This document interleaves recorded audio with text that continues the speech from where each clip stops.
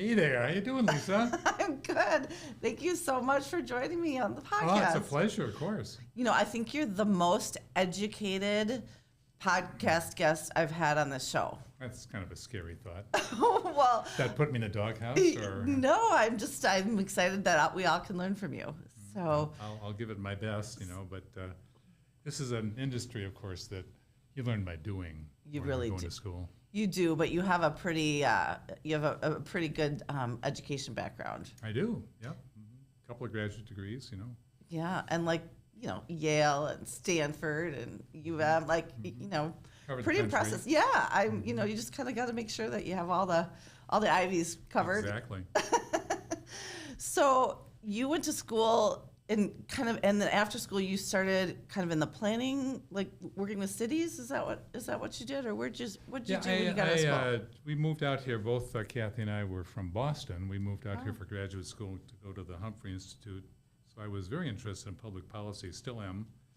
And I worked after that 2-year degree, which was really good education, for George Latimer, who's still a good friend. He's still alive. Wow. He said he flunked hospice. He was 89 years old in Episcopal church homes. Just still very engaged with the community and ideas, but struggling physically. He's got bypasses and prostate cancer and all kinds of issues, but he's still cooking. Wow. And what a great experience. amazing. So it was 4 years in the mayor's office, and then I was a deputy director of the city's development agency. City of St. Paul. Mm-hmm. Yep, PED.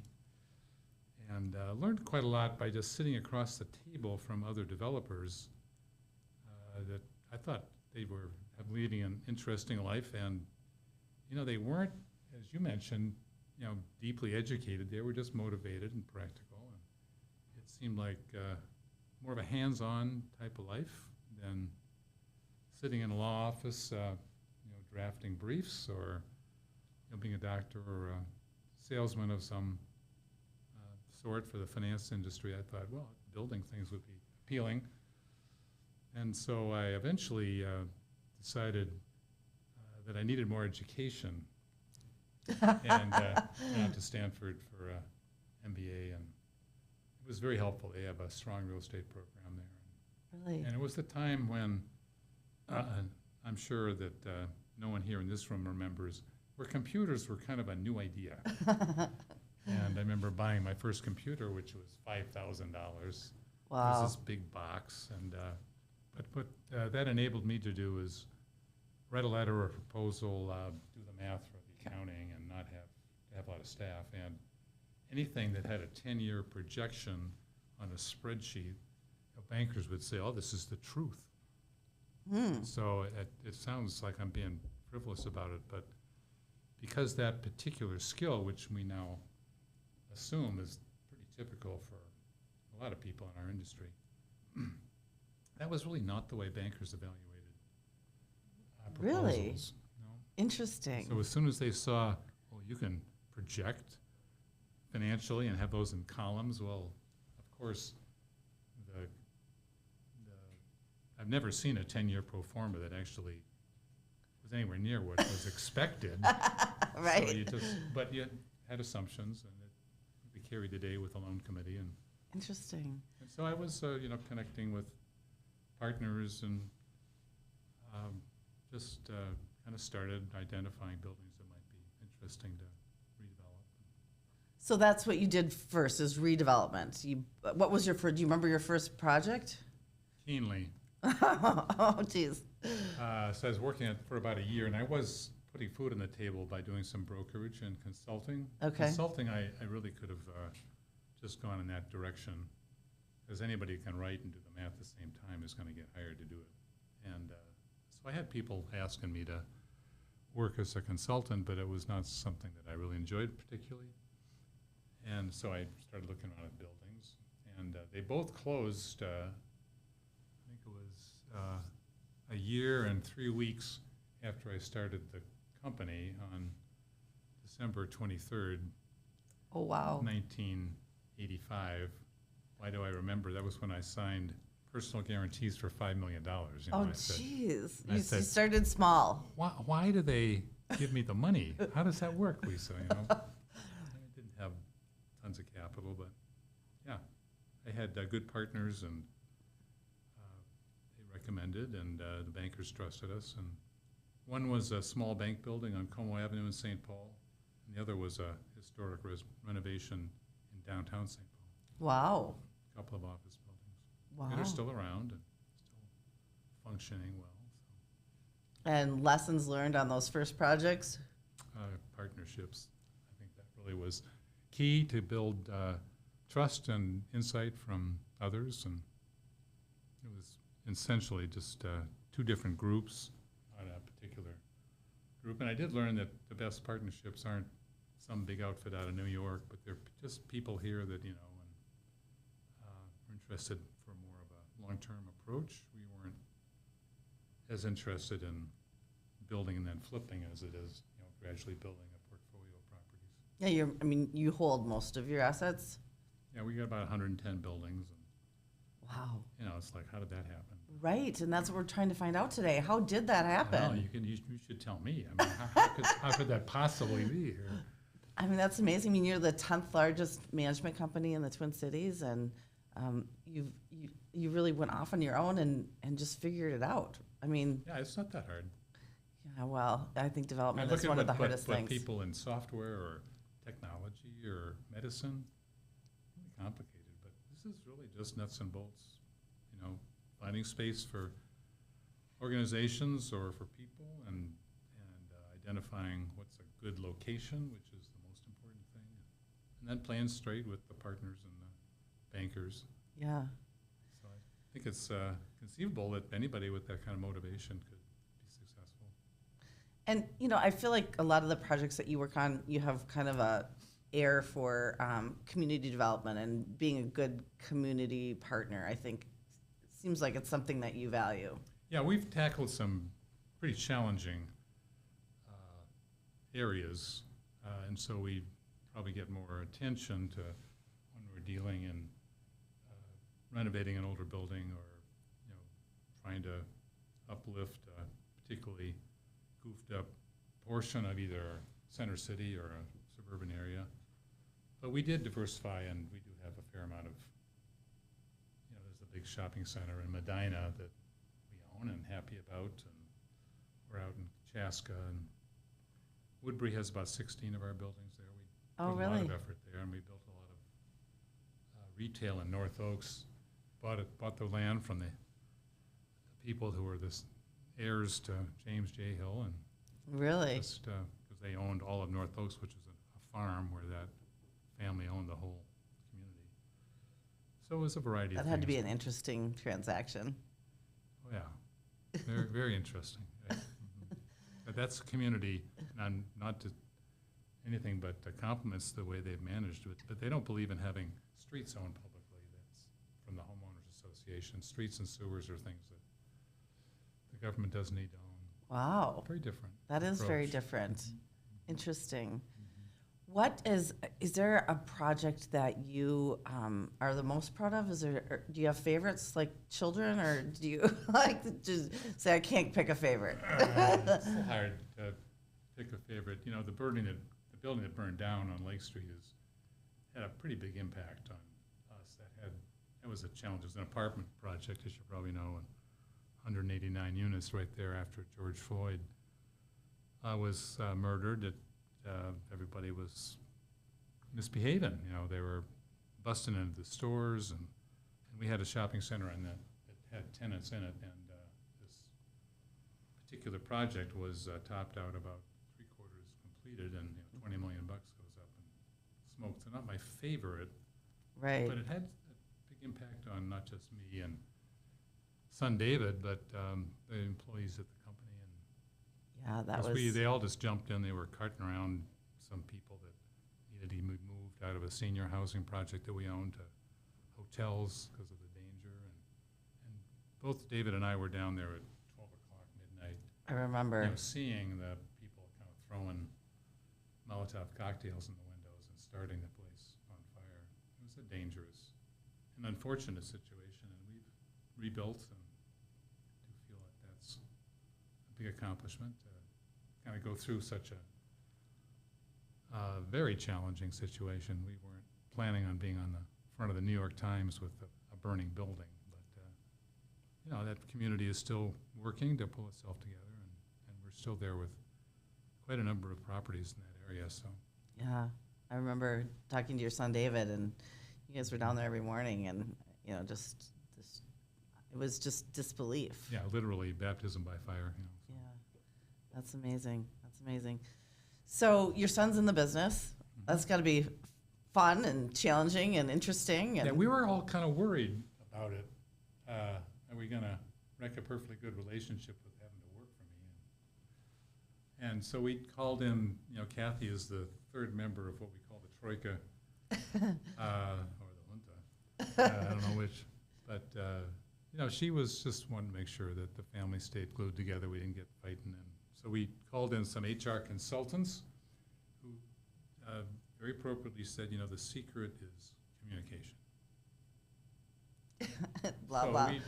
Okay, more. Yeah. And then we found that we had these meetings, and there were 2 or 3 of them we were kind of interviewing, and they all kind of said that basic issue, and then we did all the talking, the 3 of us. And then we discovered, you know, maybe we don't need a consultant. I'm not trying to be frivolous about it, but that's been an important piece. The 3 of us actually get together, have dinner at night, and every 6 or 8 weeks. And it's all about who's working for the company, the personnel, and are we, you know, piling on too much or going in the wrong direction. Yeah. It seems to work out okay. Yeah, that's I mean, sounds like really good advice. It's just common sense, really. But there it's have been a lot of- easier than said than done. I mean, Yeah, I think even whether it's a partnership with, you know, 2 real estate people or family members, you know, you just have to communicate effectively and have common objectives. And yeah. I think to your point about the nature of the company, we have stressed values from the beginning. Just wanted to give back as well as take on challenging opportunities. And those values also help you stay glued together and focused on what you're doing. Yeah. And you're pretty involved from a philanthropy situation. You know, do you want to talk a little bit about some of the things that you do and your impact on the community? Well, I did start a nonprofit called Beacon Interfaith Housing. They've now done about 600 units of affordable housing, but I started that and got the board together and started raising money. And it was a spinoff from our church, Plymouth Church in Minneapolis, and it was an old beat-up nursing home across the street that we purchased. I remember standing up in front of the congregation. They were sort of shocked. They said, we have $54,000 we've raised, and we're going to buy this building for $1.6 million and turn it into affordable housing, and that has to happen in 8 weeks. Oh my goodness. Got everybody's attention, but we got that accomplished. So That's amazing. And Beacon's such a great organization. it is. It's great. Yeah, it's been very interesting. They've really focused on people that are not only needing housing but needing services and support. So. Right. We do. We've done some donations and things for the 66 West project. Yeah, you right. know, They're and with the very youth. excited about that. That had a lot of Yeah. opposition going in. Yeah. I remember that Nicholas Square building, which is Right. a building for homeless youth in South Minneapolis. The plan was, of course, from a committee where we're going to have a nice housing, but then we're going to have a business on the first floor that employs those folks and teaches them how Work. to, work. Yeah. And I very, Intentionally. strictly said on the board, I said, well, that's good, but that might not happen. And, the restaurateur it's a tough business and they can't just sort of carry the weight of, so I made all these warnings. And sure enough, the restaurant guy's been there for like 10 years, Butter Bakery, and he does exactly that. That's amazing. Sometimes when you dream, the dreams come true. Now, not always. I'm not some optimist, but that was kind of a It fun. took a while to find the right tenant for that space. It Exactly. was empty for a little while, A and very, and- very unusual person. Yeah, yeah, he's that's exceptional. that's amazing. Mhm. What a great story. Mhm. I love that, and what a great legacy that you've created with that organization alone. Not to mention all the other things that you do. Yeah, we now just recently started construction on yet another affordable housing project. We do both market rate and affordable, right? And I'm sure you've been in the old Perkins on south of 94 at some point in your life in Seward, Yeah. right near the co-op. Yeah. I hate to say it to you, but the restaurant is in Pine Bend. It's no longer there, and there's 155 units going up there. So. Wow. And, are you still able to make development work? I mean, a lot of developers have just kind of sat, last year with interest rates and costs, and a lot of people are sitting on the wayside just waiting for things to kind of change. You're still able to make projects work? Half of our buildings we built and half we bought.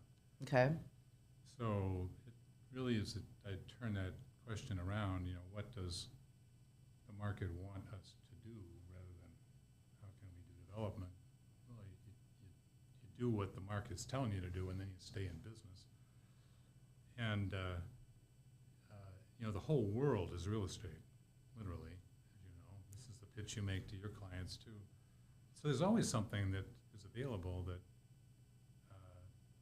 can be a successful real estate project. You just have to figure out which one.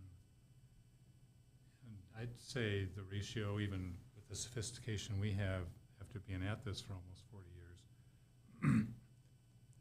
you got to look at 30 to find one. And I'm sure with your history, which isn't 40, but it's pushing that direction, is that same sense that there's always an opportunity out there. Yeah, but absolutely. if you get stuck, we got to build every time. And right now would be a difficult time to build. Yeah. Construction prices way up, which I think is a bigger issue than the price of money, which is still much higher. But I remember doing development when interest was 8%. Yeah, or 18%. I did sort of slow down when it got to the teens. So I think it's just finding the right one. Yeah, I really feel, I have a sense that last year people really were trying to figure out what was happening and kind of were really slowed down. And going into this year, it's a totally different energy. There's just a lot of people who are saying, okay, this is the new reality. We're going to figure it out, and we can't not do anything. So I feel like this year is going to be pretty interesting. Yeah, we've got 550 tenants, and we're down to maybe 87% occupied, and we were at 92 or 3. We don't really want to be at 100 because you always want to be filling something. So definitely had an impact, but I've been surprised that the office buildings, even in the city, that have surface parking are doing pretty well. I mean, there's not big vacancies. We keep reading about all the empty stuff, and it's not just in core cities. It's in Eden Prairie or Godspirits or Beacon. Right. A lot of empty stuff out there, but I think those will all come back. I think the more challenging issue is that change in attendance, particularly hurting downtown, because it's going to be a little more inconvenient and expensive to locate there as an office employee. And if you're sitting in your pajamas in your bedroom, maybe that's. And I talk to a lot of people that age, in their 30s, because you think, well, wouldn't they want to be with others? And some are pretty happy with that kind of casual, unusual lifestyle. Well, I don't know how to predict how that's going to end up. Yeah, I think that the trend now is we're seeing a lot of companies saying you're coming back to the office. If the UPS in Atlanta has said everybody's going to be back in the office 5 days a week. And Wells Fargo is saying the same thing, that spring they're going to bring everybody back. So I think different companies are doing different things, but I think there's going to be a lot more flexibility for employees going forward, and I don't think that's a terrible thing. No, I don't. I think people can be productive in a lot of different ways. Yeah, exactly. So what do you have planned? You're building another project. Where do you see the next few years with Wellington's empire? It'll keep growing. We don't try to grow too fast. I mean, one reason I think the state of Minnesota does well is it's not this 5% a year kind of growth where everything is more challenging. It's 1 to 3% of employment growth, and then I think our company resembles that. We have a big portfolio, and so the most important thing is looking after what we got and making sure that is working well and meeting the needs of our tenants. We have a lot of small businesses working for us, and so we're a little And I do expect we'll expand probably more slowly in the office area, but industrial is very strong, as you know, and retail is always very creative, but boy, we've seen a lot of activity on the retail side. Yeah, And that's kind of your bread and butter, and I'm sure it's pretty fun active. for you, because, yeah, you're seeing all these opportunities. Yeah, And we just finally got that Yum Kitchen installed in a building we built 25 years ago, but they renovated it out in Woodbury. And they're doing just huge volume out there, just Oh. really big volume. So everybody's not sitting at home eating TV dinners. They're enjoying getting out, seeing people. And yeah, restaurants are doing you know, well. COVID was hard, but I think people are basically social animals. As I told you before we started this, there were, gosh, I bet there were 700, 800 people at that theater seeing Funny Girl last night. They're all eating downtown and enjoying it, so there's opportunities in the downtown too. Yeah, it's starting to kind of feel like it's going to turn, but it takes a long time to rebuild and, readjust to It such does. a big transition. Mhm. So, But then you think, what else haven't we ever done in Minneapolis and St. Paul? You look back 100 years and it was like, what, everything's been rebuilt. right, So we have to kind of keep, and we bought a perfectly good office building in Opus Park in 2008, 60,000 feet, and it was leased up and it was working well, and then it started to lose a tenant here, lose a tenant there, and lose a big tenant. And well, that's out in Pine Bend, and we've got 231 new apartment units there right off of 62 across from Optum, the right, big company right around the corner. yeah, And we opened that up last spring, and it's 3/4 leased and kind of headed for victory. So, that's great. But So yeah, you do, redevelopment way out there in Minnetonka, not yeah. in the core city. Yeah, and you, just really looking at how to maximize the real estate is kind of, I think, your genius, right? Just looking Yeah, at, well, tell me about it, because I needed a psychiatrist when I was tearing down that building. I said, really, tear it down? What are you doing? It was logic to redevelop it, but it was really hard to knock it down. It was not that old and still functional, but the right thing to do. the market tells you, yeah, You gotta listen. Yeah. Yeah, Uh-huh. that's, And if you're in denial, like my neighbor out there next door is like, if he's gonna wait long enough to make it happen. yeah, when things get challenging, denial is, kind of the nail in the coffin, I think. You gotta, through the different downturns, it's really interesting to watch, how people respond to that. And So do you see remember their true the colors. 5 stages of grief? Yes, Anger, denial, right. bargaining, all these things. It's just the way, you gotta change your ways, it's hard to do, but Yeah, you get angry for a little while, but it doesn't get you anywhere. it doesn't. Yeah. So what's next? And we've talked a little bit about that, but what gets you excited these days? You've been doing this a long time. It's hard to stay excited about things. Just new stuff. I mean, there's new needs out there. We're visiting with a group that is concerned about people with disabilities needing housing. It's up our alley.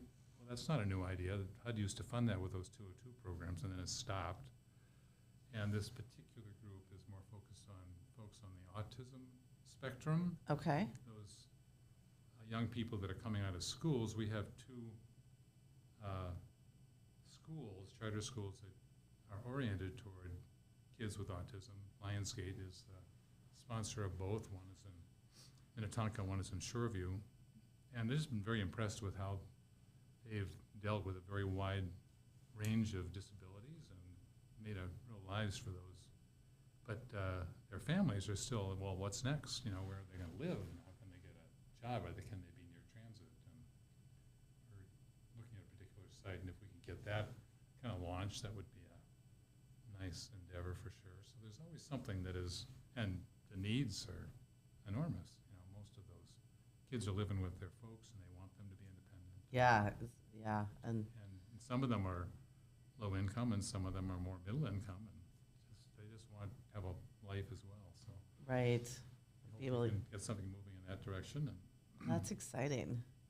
That sounds really good. And we have 200,000 feet empty. What we need is a really good broker, to find I might know one. somehow to get her off the street and working hard. And, it's on a 14-acre site behind T1, Target in Roseville, Really? right across from Rosedale, who's trying to reinvent itself. That's a great example, too. We're not involved in that, but that's not an easy. And they've done a really stellar job. But they're not done. They're kind of working through that, right? Yep. And so we have that old Department of Education building that State Farm built years ago.